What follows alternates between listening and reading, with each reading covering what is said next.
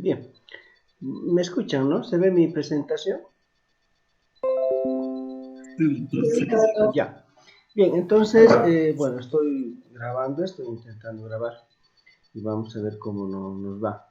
Lo que les decía, no vamos a hablar sobre lo que es nomenclatura y clasificación de cavidades y en función de ello entonces ya estaríamos acercándonos más o menos a lo que nosotros deseamos conocer como elemento fundamental para empezar a trabajar la siguiente semana ya en lo que es la parte preclínica.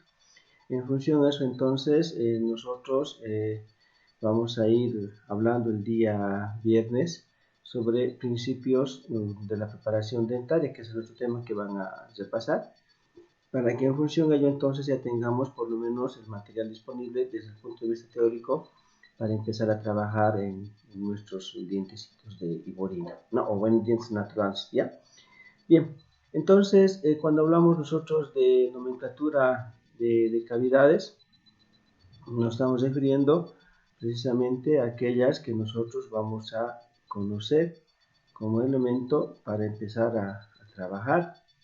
De otro modo, si nosotros no tuviéramos esta clasificación, entonces no nos va a ayudar de ninguna manera para que podamos, en función de ello, ver lo que podemos nosotros hacer cuando trabajamos en operatoria como tal, ¿no? Entonces la clasificación, la nomenclatura de cavidades nos va a presentar a nosotros de que son preparaciones que se hacen obviamente dependiendo a una finalidad, por ejemplo, que podemos tomar en cuenta, y esa finalidad primero puede ser una cavidad terapéutica.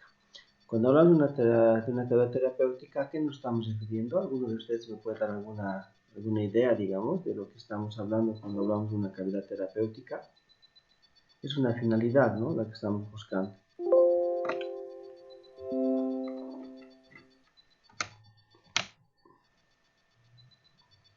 ¿Alguien tiene alguna idea de qué estamos hablando cuando hablamos de la cavidad terapéutica? Sería una cavidad que, o sea, estamos preparando para que sea restaurada, doctor. O sea, Exactamente. que sea funcional, Nosotros estamos ¿no? haciendo una preparación terapéutica con la finalidad de que reciba, ¿no?, una restauración posteriormente. Esta cavidad terapéutica tiene una forma de predeterminada, una planificación realizada, muy bien ejecutada. ¿Para qué? Para que nosotros podamos tener una restauración que sea también adecuada.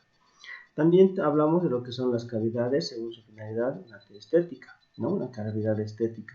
En estos casos, generalmente nosotros utilizamos una cavidad estética cuando necesitamos modificarla a una pieza dentaria, por decir que tenga una pequeña, ¿qué les digo?, malformación, puede ser que tenga por ahí una hipocalcificación, una hipercalcificación o tenga una forma distinta a las piezas dentales que está ahí, y simplemente lo estamos nosotros modificando la forma de la pieza dentaria.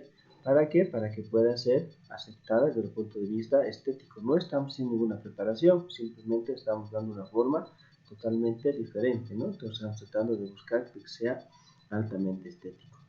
Una cavidad, según su finalidad protésica, es aquella que se hace cuando se va a alojar un elemento protético, una incrustación, por ejemplo, ¿no?, desde nuestro punto de vista de trabajo. Las incrustaciones tienen una forma de trabajo diferente que en muchas ocasiones sirven para poder retener, ¿no? Actúan como retenedores de puentes, por ejemplo. Entonces estamos haciendo una cavidad protésica. Preventiva, en el caso de que estamos tratando de prevenir algunas lesiones cariosas que se puedan manifestar dentro de la misma. Entonces eso también nos va a ayudar a ver la aplicación de sellantes, ¿no? Estamos previniendo de que se pueda volver una restauración, bueno, una pieza dentaria tenga caries. Y una cavidad mixta donde se va a combinar diferentes elementos para llegar a nosotros tener un aspecto que es fundamental en función a la prevención. Cuando hablamos de su localización, que es lo que generalmente utilizamos más nosotros como elemento de trabajo, entonces vamos a ver de qué nos manejamos en lo que Black nos ha enseñado, ¿sí? Black nos ha dicho de que las cavidades se van a clasificar según su localización en cavidades clase 1.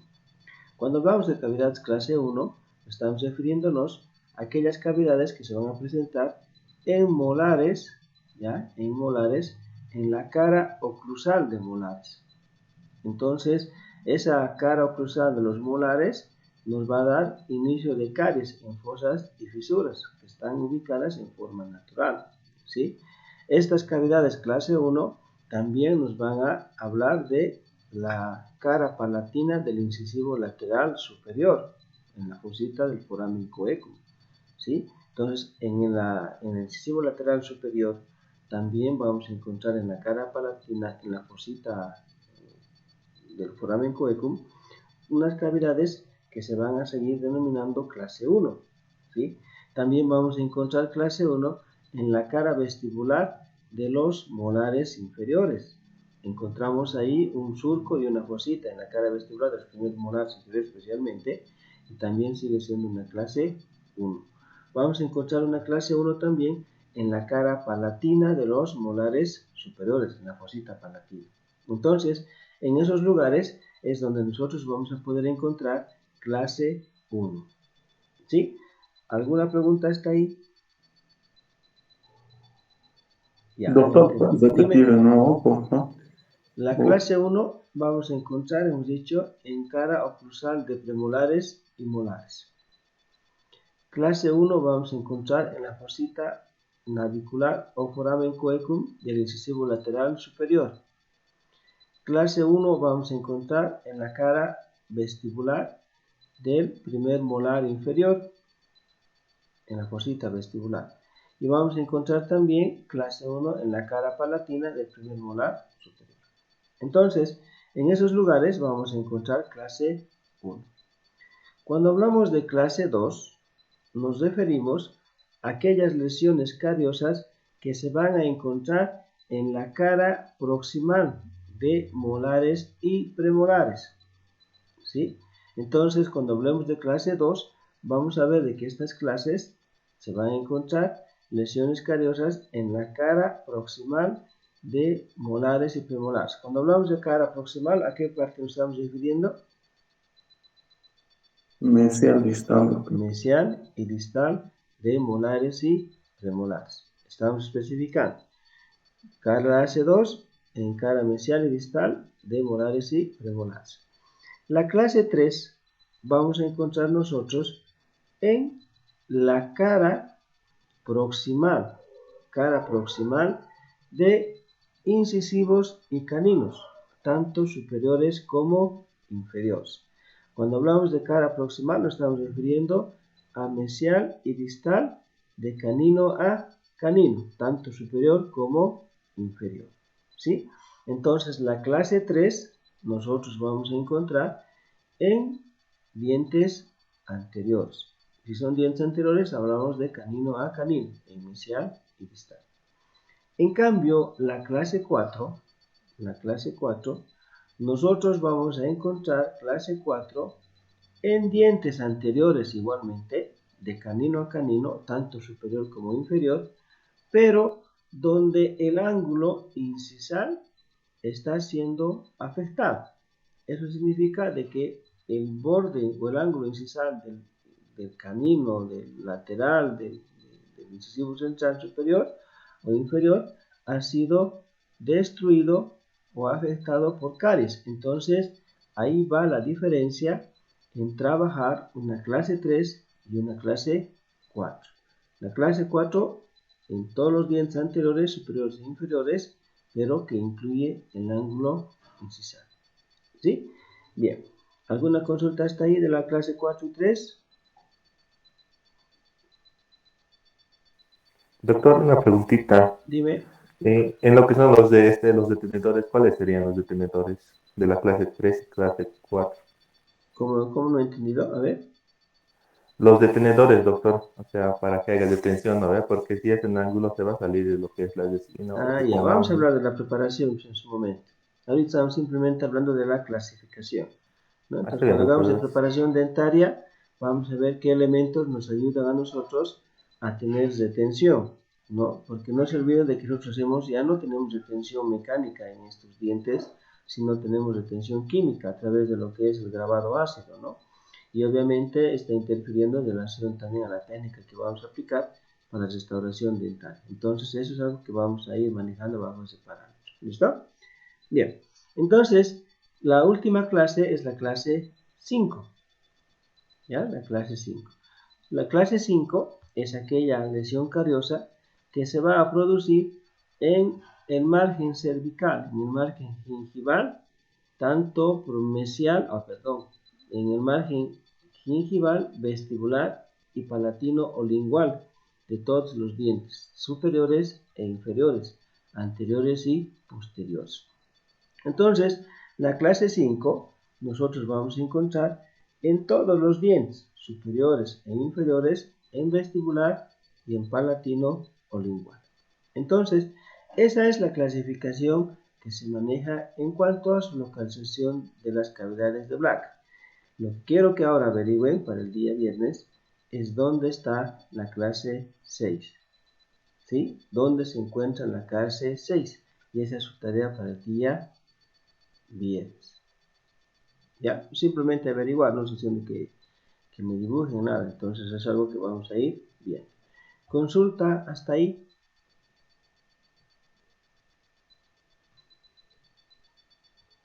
Doctor, buen día. Una La- pregunta, la clase 5 dijo en anterior, no, sí, en anteriores y posteriores, ¿verdad? Sí, anteriores y posteriores en la cara vestibular y palatino lingual y en cervical, ¿no? A nivel del margen gingival. A ese lugar está lo que es la clase 5. ¿Ya? Bien, ahora, cuando nosotros empezamos a clasificar Black, simplemente nos da a nosotros la ubicación de las lesiones cariosas en clase 1, 2, 3, 4 y 5. Sin embargo, tenemos que también utilizar las clasificaciones según su extensión. Y nosotros nos basamos que la clasificación según su extensión va en cavidades simples o en lesiones simples cuando solamente abarca una cara de la pieza dentaria, en este caso, por ejemplo, según la imagen, en oclusal, ¿no? Cuando marca oclusal, entonces es una cavidad simple, una sola cara del diente como tal. Puede ser una cavidad compuesta, como la que estamos mostrando en este momento. Esta cavidad compuesta es aquella cavidad que está incluyendo dos paredes de la pieza dentaria o dos caras, si ustedes quieren. La cara mesial, por ejemplo, puede ser en este caso, y la cara oclusal, como se muestra en la imagen. ¿Sí? Y tenemos cavidades compuestas o complejas. Estas cavidades complejas son las que abarcan más de dos caras de la pieza dentaria, como en este caso del premolar, por ejemplo. Está incluido mesial, oclusal y distal.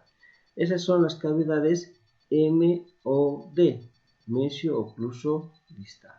Entonces, para nosotros, cuando hablamos de cavidades simples, son simplemente aquellas lesiones cariosas que afectan a una sola pieza dental, o a una cara cruzal, o una sola cara específica. Si son cavidades compuestas, están afectando dos caras de la pieza dentaria, y si son complejas, están afectando más de dos, ¿no? Puede afectar 3, 4, puede afectar hasta 5 paredes. Entonces, eso es la diferencia con uno y otro elemento. Ahora, si nosotros hablamos de la clase 1 de Black, por ejemplo, la clase 1 de Black hay clase 1 simple, que está netamente en oclusal, clase 1 compuesta, que está añadiendo un elemento que es diferente a esta, que vemos en la imagen. Hablamos de una clase 1 compleja. ¿Por qué? Porque está añadiendo más de 3 paredes a la pieza dentaria. Lo mismo cuando hablamos de clase 2. Clase 2 simple, clase 2 compuesta, clase 2 compleja. Y en clase 3 lo mismo. Clase 3 simple o estrictamente proximal, llamamos en muchas ocasiones. Clase 3 compuesta, clase 3 compleja. Y la clase 4 directamente va a compuesta y compleja. ¿Por qué? Porque no puede simplemente afectarse una pequeña porción de lo que es nuestra preparación cavitaria, ¿no? Lo que puede ser vestibular, palatino o lingual. En cambio, en la clase 5 es clase 5 nomás, porque se interfiere ya lo que es mesial o distal, ya está siendo una clase compleja, ¿no? Entonces, eso ya se puede ver de a poco, ¿sí? ¿Alguna consulta hasta ahí?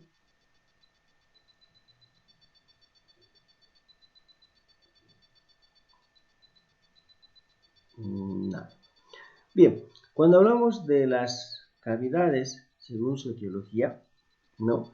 Entonces nosotros vamos a encontrar de que hay cavidades cariosas que se van a formar o lesiones cariosas que se forman en hoyos y fisuras, que es lo más frecuente, ¿no?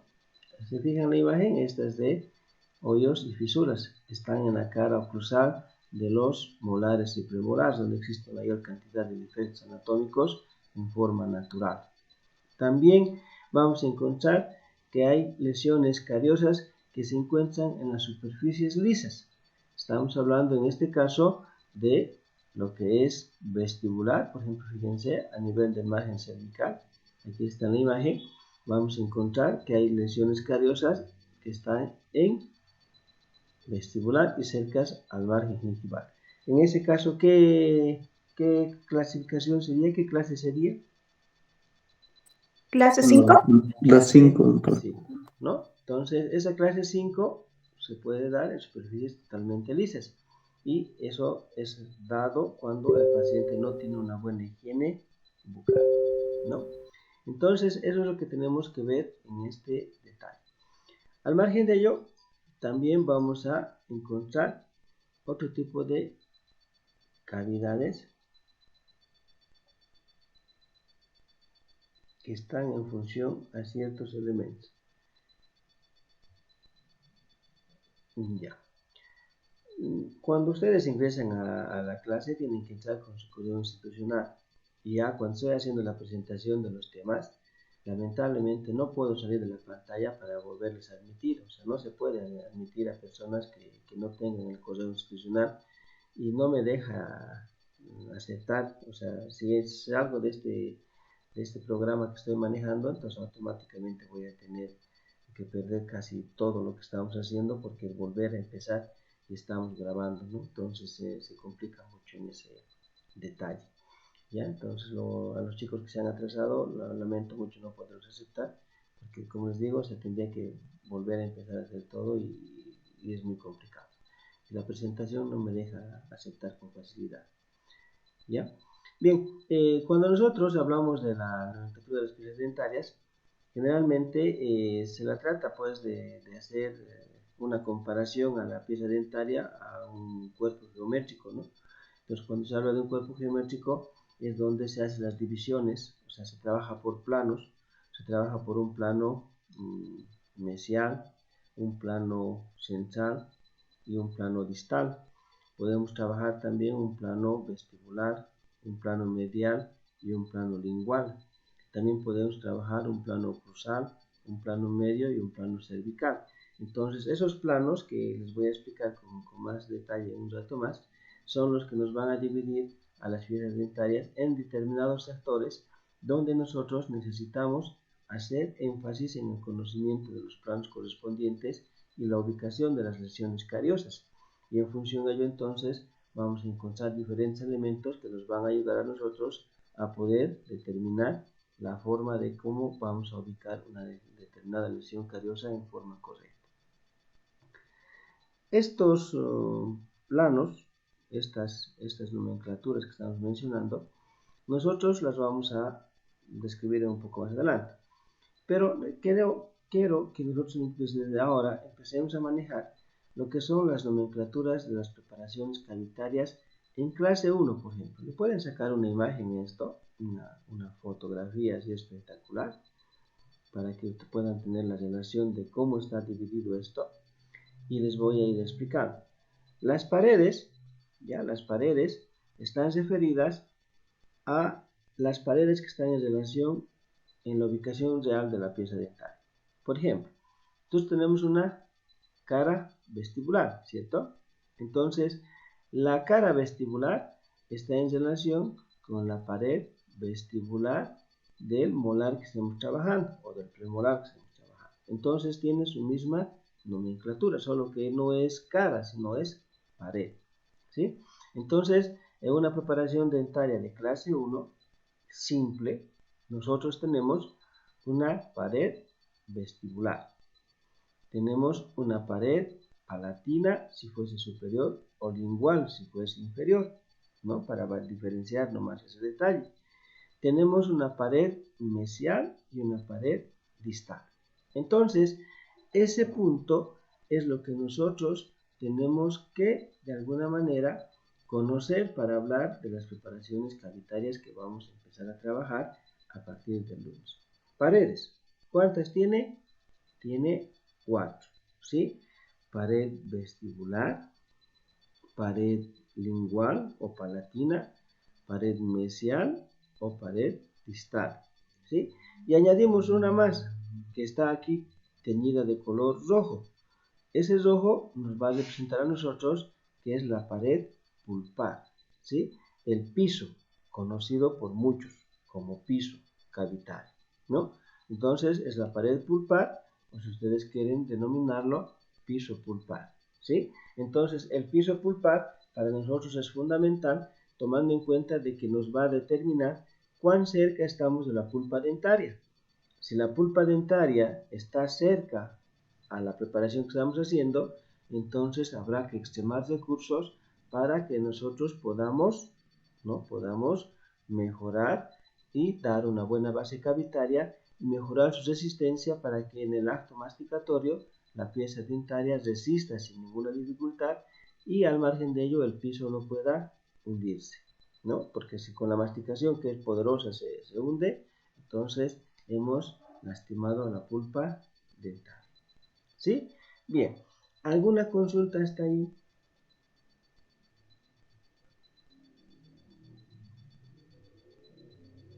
Este trabajo, fíjense, ahí están las fotografías, ¿no? Tiene los ángulos diedros, tiene los ángulos triedros, también tienen ese apoyo en el texto guía, ¿ya?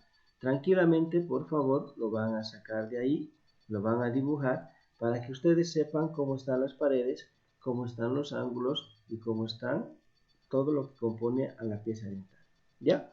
¿Eso para qué? Para que empecemos a manejar lo que es la nomenclatura de la preparación cavitaria y obviamente sepamos cuántas paredes tiene una pieza o una preparación que estamos haciendo.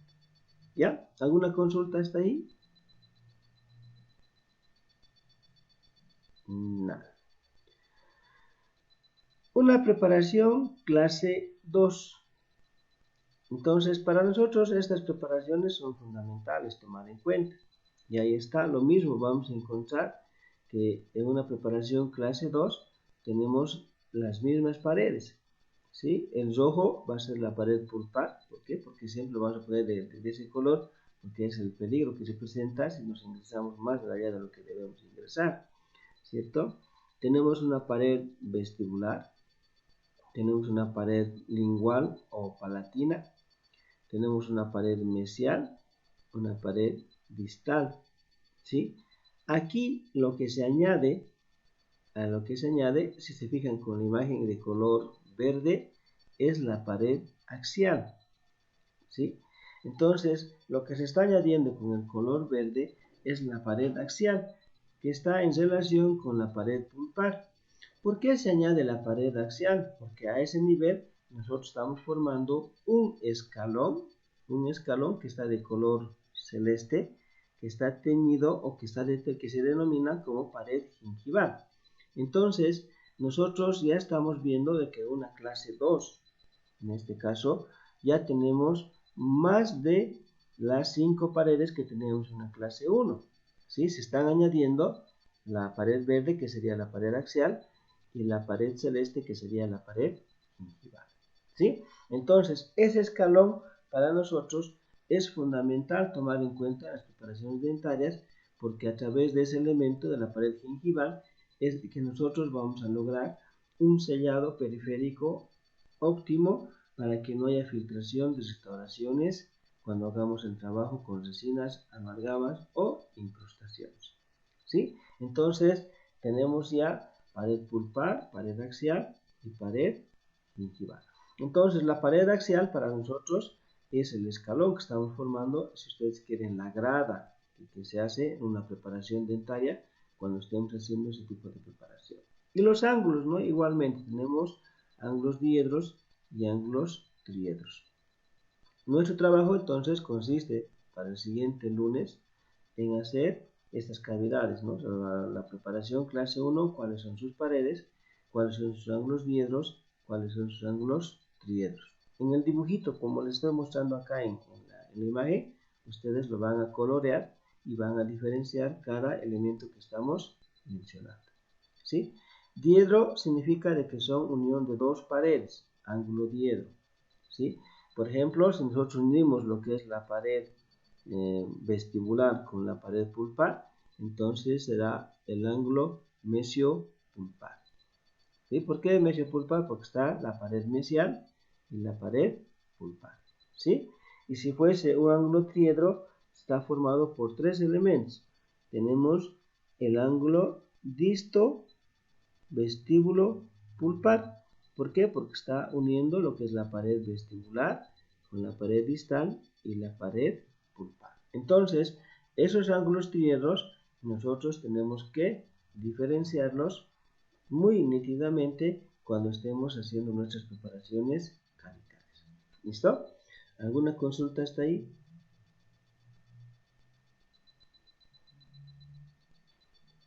¿Alguna? Doctor, Dime.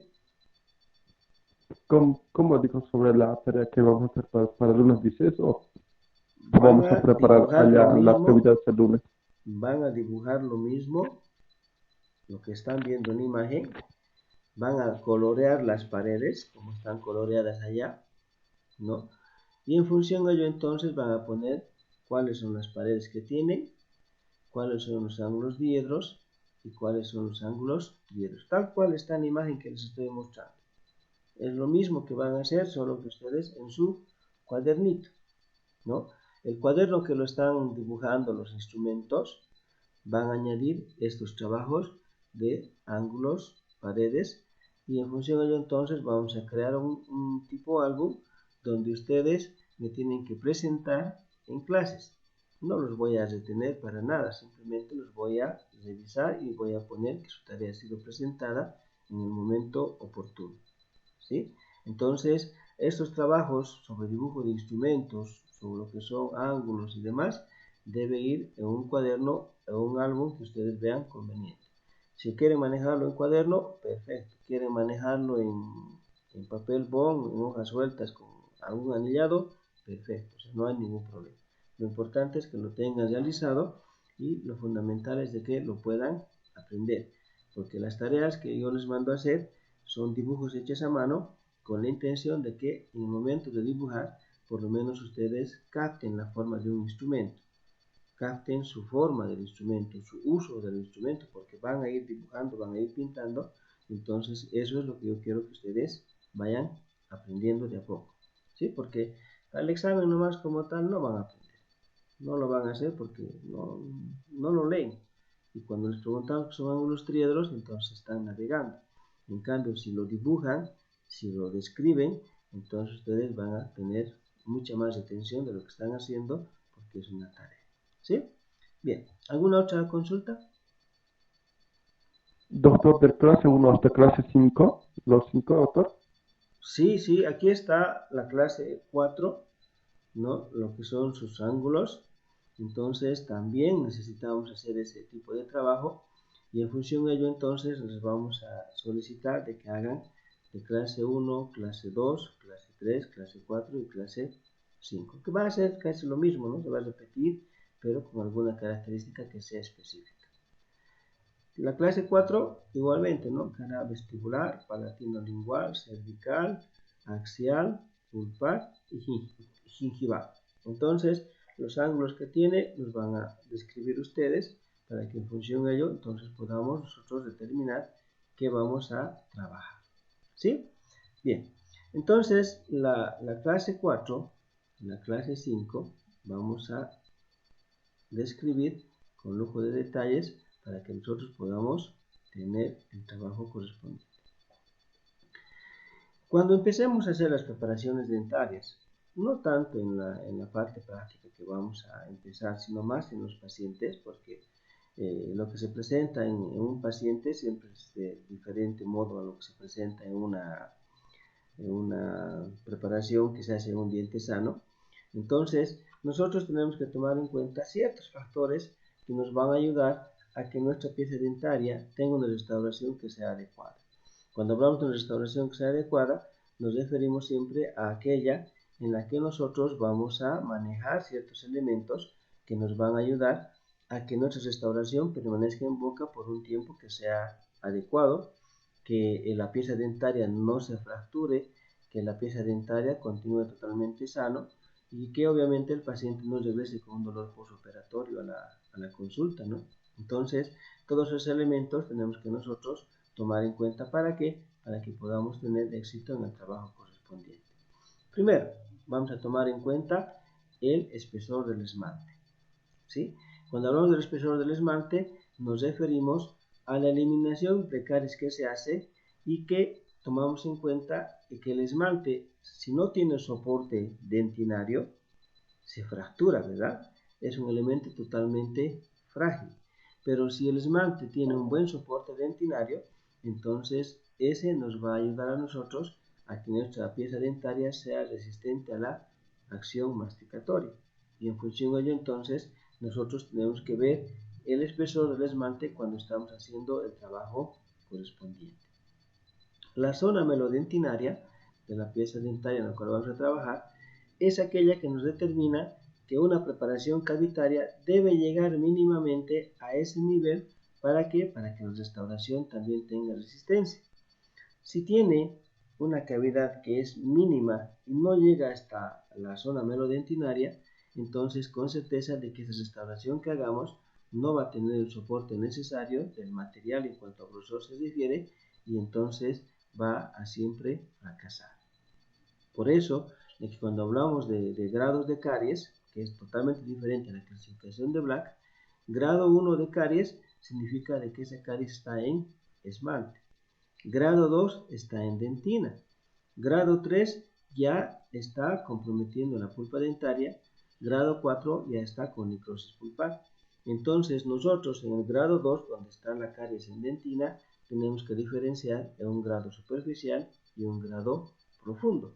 Entonces, en base a eso, nosotros hacemos nuestra preparación cavitaria y también la disposición de los diferentes materiales que vamos a utilizar para poder hacer la restauración correspondiente. El límite al melodentinario entonces es fundamental para nosotros para que en base a ello podamos hacer un trabajo adecuado, ¿sí? Espesor de la dentina, también es importante tomar el espesor de la dentina porque si la dentina fuese muy delgada que está quedando junto con el esmalte, entonces nosotros tenemos que reforzar a la dentina, tenemos que ayudar para que pueda soportar adecuadamente la acción masticatoria, porque si no lo ayudamos, nosotros no reforzamos la dentina, entonces con certeza de que se va a fracturar nuestra pieza dentaria y vamos a tener entonces fracaso en el trabajo.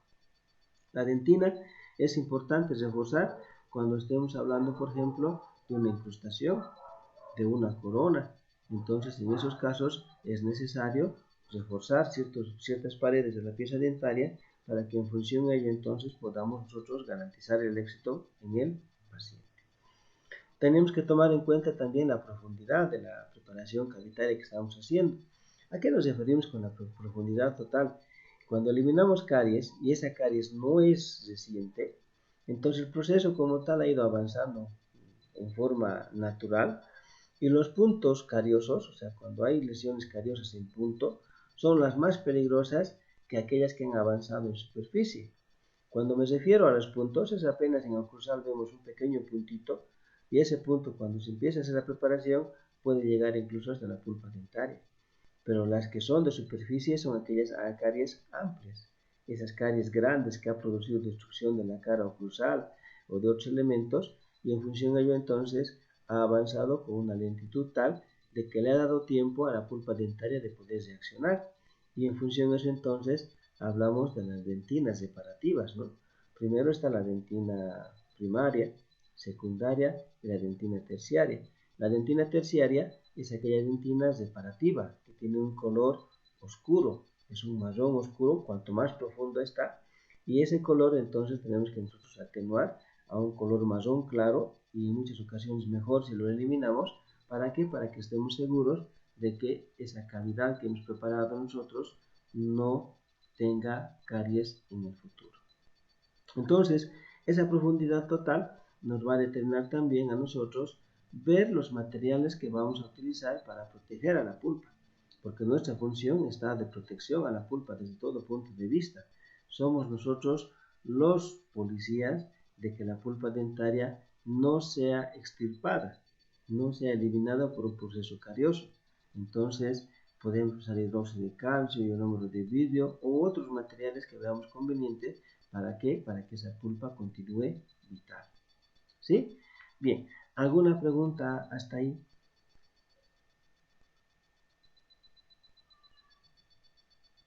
La operatoria dental no había sido simplemente tapar dientecitos por tapar, ¿no? Sino que necesita conocimiento teórico para poder ser ejercida de forma adecuada. Bien, angulación del ángulo cabo superficial. ¿Alguno de ustedes ha visto qué es la angulación del borde cabo superficial?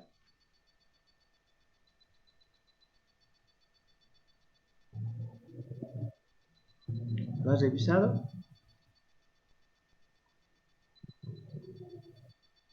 No, ¿no? Ya. Entonces, aquí, en la figura de los molares y premolares, fíjense, ¿se ve la flechita? Sí, doctor. Ya. Entonces, el ángulo cabo superficial es el límite de la preparación dentaria. Estoy marcando eso. Tanto en mesial, en palatino lingual. Entonces, es el límite oclusal de la preparación dentaria. Ese es el ángulo cabo superficial. Este ángulo cabo superficial, cuando hacemos restauraciones de resina, no se toca. O sea, queda así, normal, tal cual se está preparando. Pero si nosotros vamos a hacer una incrustación metálica, este ángulo cabo superficial se debe biselar. ¿Para qué voy a biselar? Para que el material que voy a utilizar de restauración, que va a ser un metal, pueda proteger a los prismas dentinarios y lo pueda tranquilamente preservar y no produzca además la penetración de restos alimenticios para que ese diente continúe totalmente sano por mucho tiempo. El borde cabo superficial no se toca en incrustaciones estéticas, no se toca en resinas, simplemente vamos a tocar en incrustaciones metálicas. ¿Está bien? ¿Me dejo entender? Ya. Angulación de la pared con el piso o pared puntal. La angulación se refiere sobre todo, antes nos pedían que sean ángulos totalmente agudos, ¿no? Ángulos agudos de 90 grados. En cambio, en el tiempo actual son angulaciones que se manejan de forma ligeramente redondeada. ¿Para qué? Para que puedan permitir en algunos casos la formación o la toma de impresión en caso de incrustaciones o acomodar mejor lo que son las bases cavitarias sin tener mucha exigencia en ese punto. ¿Sí? Entonces eso se refiere a lo que es la angulación del otro lado. La angulación de la pared con respecto a la superficie libre de la pieza dentaria, lo cual también está determinado con el que vamos a hacer la preparación correspondiente, ¿no? Los ángulos agudos no son indispensables en el tiempo actual. Los ángulos redondeados son los que actualmente se manejan y los biselados, les vuelvo a decir, está en función a la preparación que estoy haciendo. Si es una incrustación estética, una resina o una metálica. ¿Sí? Entonces es lo más importante. La zona melodentinaria nos va a dar a nosotros siempre el punto de referencia para nuestra preparación cavitaria. Tiene que estar en ese límite para que la resina pueda soportar adecuadamente la acción masticatoria. Si no está en esa zona, no va a resistir y esa misma zona nos va a determinar a nosotros si vamos a poder colocar o no base cavitaria o en muchas ocasiones directamente la resina, ¿no? Entonces, además de la zona melocementaria, nos determina si la restauración puede ser metálica o puede ser estética, porque ya estamos hablando del cemento, ¿no? Entonces, las caries que están por debajo del margen gingival, en clase 2, en clase 5, determinan mucho si vamos a trabajar con algunos elementos en la restauración. Los socavados o puntos distintivos que se van a encontrar en la preparación dentaria no siempre se eliminan, deben ser siempre reforzados con ionómero de reconstrucción en algunos casos con resina. ¿Para qué? Para que podamos tener soporte adecuado en esos puntos y no hagamos un desgaste que no corresponde. ¿Sí? Entonces, eso es fundamental tomar en cuenta. Los biseles, lo que hemos hablado. Las cajas en cavidades compuestas es importante trabajar, ¿no? Manejar bien lo que es la pared axial, manejar bien lo que es la pared gingival. ¿Para qué? Para que nuestro trabajo sea oportuno y sea también un trabajo de calidad. ¿Ya?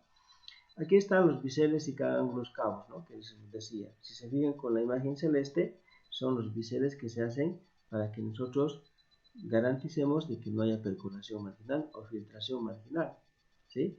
Entonces estos celestes, que son los ángulos biselados, se puede manejar, ¿no? En lo que es en la pared cervical o gingival y también en lo cruzado, ¿no? Como les vuelvo a decir, esos son para que nosotros podamos trabajar en restauraciones metálicas, incrustaciones metálicas. Estoy repitiendo a cada rato porque eso es importante tomar en cuenta. Alguna vez me preguntan cuando hacemos teoría y estamos haciendo ya preparaciones para incrustación, ¿voy a biselar?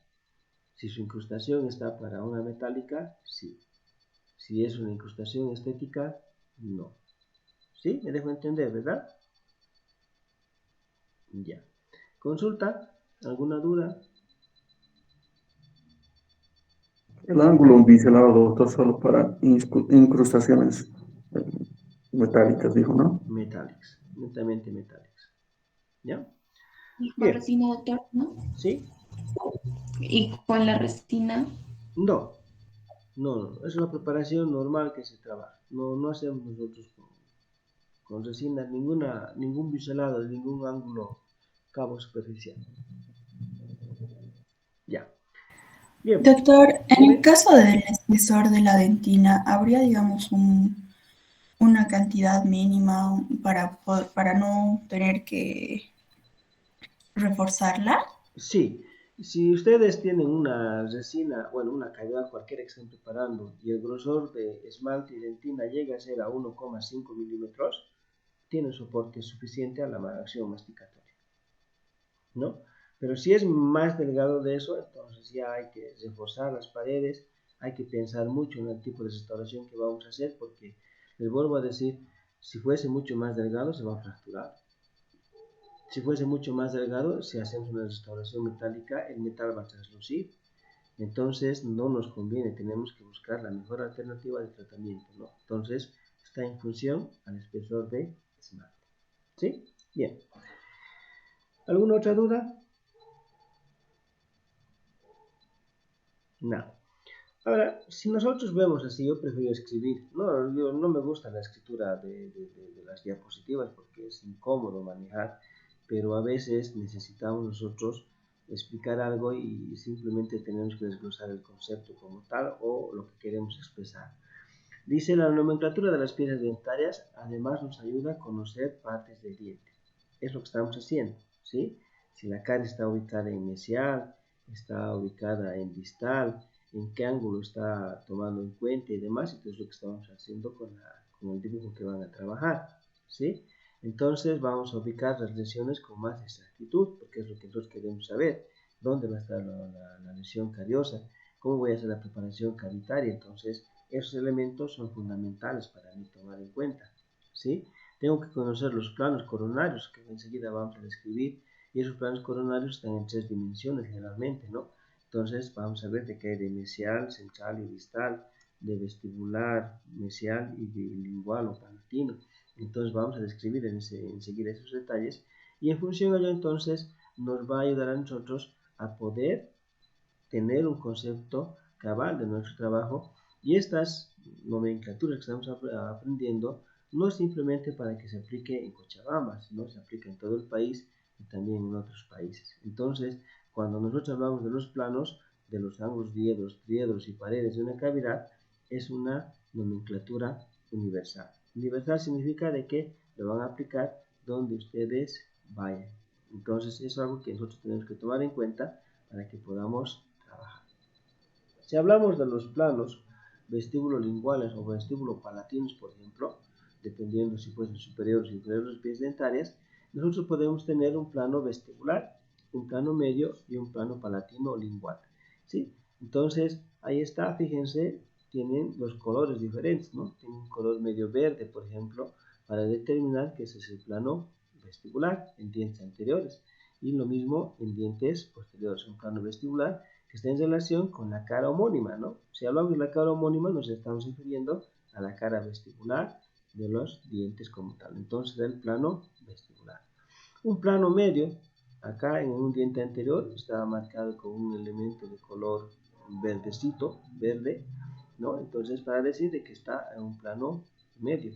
Un plano palatino lingual ya es un color celeste, fíjense, un molar y un color rosado en el otro, ¿no? Entonces, estamos hablando de plano vestibular, de plano medio y de plano palatino o lingual, ¿sí? Entonces, ¿eso para qué? Para que vayamos dividiendo de a poco lo que son las caras como tal. Si hablamos de planos horizontales o cérvico-oclusales, ya nos estamos refiriendo, por ejemplo, en dientes posteriores a un plano oclusal que está marcado con un color amarillo, un plano medio que está marcado con un rosado y un plano cervical que está marcado con un color diferente, un color celeste claro. En cambio, cuando hablamos de dientes anteriores, ya no hablamos de un plano oclusal, porque los dientes anteriores no tienen cara oclusal, tienen un borde incisal. Entonces será directamente un plano incisal, un plano medio y un plano cervical. Entonces, eso que está yendo es de incisal hacia cervical. ¿Lo ves? Están cruzando ya los planos, son los mismos que hemos ido mencionando con anterioridad. Y tenemos los planos que van de mesial a distal. Entonces tenemos, por ejemplo, un plano mesial de color amarillo, un plano medio que está de color rosado y un plano distal. Lo mismo en un diente anterior, plano mesial, medio y distal. Entonces, estos planos nos van a ayudar a nosotros a ver exactamente la composición de los tejidos como tal. Si nosotros manejamos este cruce de planos que se maneja de oclusal hacia cervical, de mesial hacia distal y de vestibular hacia palatino, entonces nos va a dar las pautas para determinar el grosor que tienen los tejidos en los diferentes tercios y en función de ello entonces también encontrar la ubicación de la cámara pulpar cuando así deseemos hacerlo, ¿sí? Entonces la teoría de los tercios, ¿sí? Entonces hablamos, por ejemplo, si quitamos el tercio oclusal, nosotros, que está pintado de un color amarillo, vamos a ver de que la pieza dentaria está primero rodeada por esmalte, que es el color celeste que nos muestra. Después del color, o después del esmalte, está la dentina, ¿no? Está la dentina que tiene grosor diferente en diferentes lugares.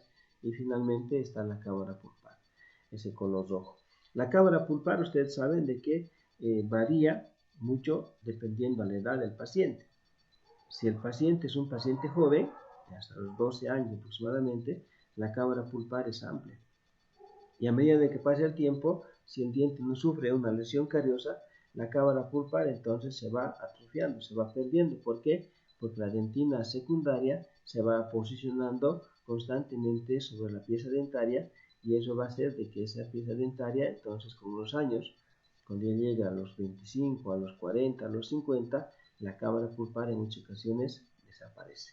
¿No? ¿Por qué? Porque la dentina se sigue formando cuando no hay lesión cariosa. Y cuando hay caries también se forma, pero ya es la dentina terciaria o dentina reparativa. ¿Sí? ¿Alguna pregunta hasta ahí?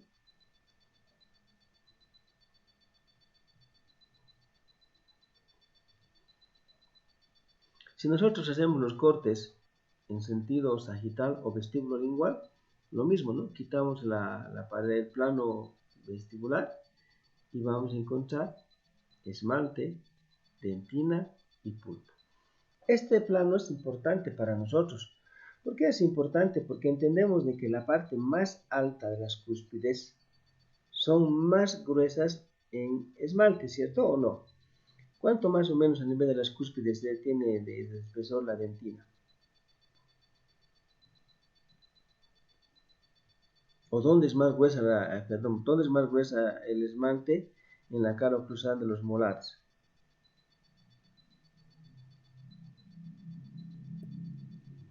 En las cúspides, En las cúspides, ¿no? Entonces, La parte más resistente de los molares y premolares y de los otros dientes es a nivel de las cúspides y los dientes enteros a nivel de los bordes incisales. ¿Y dónde es más delgado? En las fosas. En las fosas, ¿no? Entonces, fíjense en la disposición que tienen los molares en esta imagen que tenemos acá, ¿no? Tienen unas vertientes que son las facetas lisas y son las facetas armadas que ustedes ya conocen, y entonces nosotros tenemos que reconstruir al diente cuando hacemos una restauración con la anatomía que tiene esta pieza dentaria. Por eso es importante aplicar los conocimientos de anatomía dentaria en las restauraciones que estamos haciendo. ¿Por qué? Porque son trabajos que necesitan tomar en cuenta ese detalle. El esmalte tiene, o la resina que vamos a reconstruir, tiene que tener la misma disposición anatómica a la cual estamos en este momento haciendo mención. ¿Sí? Entonces, anatomía dentaria es fundamental para nuestro trabajo. Los planos mesiales lo mismo, ¿no? Entonces, si eliminamos el tercio mesial, fíjense, vamos a tener en cuenta la pulpa dentaria, la dentina y el esmalte, ¿no? Ya sabemos que el grosor máximo está a nivel de las cúspides y el grosor mínimo del esmalte está a nivel de las fosas y surcos. Entonces, para ese detalle es importante tomar en cuenta los planos y la ubicación de las lesiones cariosas, ¿no? Entonces, el concepto de los tercios nos va a dar una idea, ¿no? Para orientarnos en la ubicación y la extensión de la caries y las cavidades que se puedan presentar, ¿no? Eso es fundamental tomar en cuenta para el trabajo que estamos haciendo y en función de ello entonces poder tranquilamente trabajar. Si hacemos una contabilidad de todo lo que son los fragmentos, encontramos 27, ¿no? 27 fragmentos y 2 fragmentos que son centrales. Los 2 fragmentos centrales están ocupados por la cámara pulpar, ¿no? Y quedando externamente 25, ¿no? 25 fragmentos que están al margen de lo que es la cámara pulpar, pero que eso simplemente nos ayuda a tener en cuenta ciertos elementos que vamos a tomar. Bien, nos vamos a quedar aquí porque tiempos operatorios vamos a volver a hablar en principios fundamentales de la preparación dentaria el próximo día viernes. Ya, entonces